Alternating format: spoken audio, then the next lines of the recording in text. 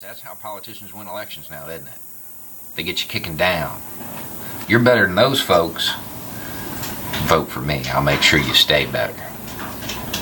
It's that fear. Everybody's afraid of everything. So that's all a politician needs to do is tap into that fear. That's how you win an election. You gather a group of low information, middle income, middle Americans, and you tell them what to be afraid of and how you're going to save them from it. Then you get the votes and you get the power. Then you can do whatever you want and they'll defend it. I got a real tight circle of friends, and I mean tight. One of our kids is all of our kids type of thing. There's that joke. Friends help you move, real friends help you move bodies. My friends would have a tarp if I needed one.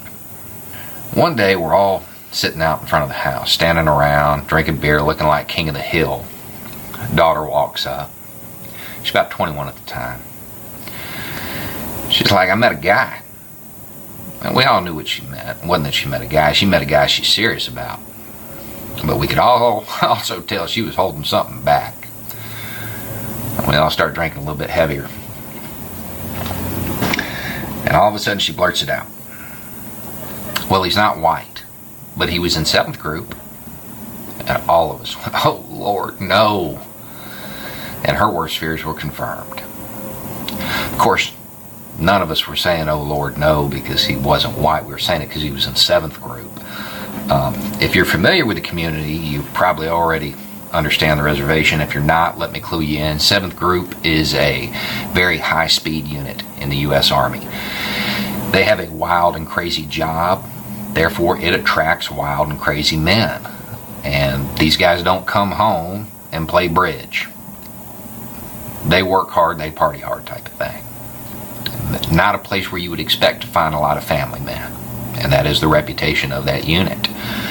If you're in 7th, don't take offense. I understand it's a generalization and that there are good family men in that unit. However, you must admit that that reputation is well earned. Name another outfit just had a sergeant get popped with like 90 pounds of coke in his bag. I mean, come on. I love you guys, but it is what it is. Even among that tight circle, though, she felt like she had to justify it. Blew my mind when it happened. Because standing there, you've got interracial marriages, interracial kids, guys who married immigrants. Pretty diverse group as a whole. But at that moment,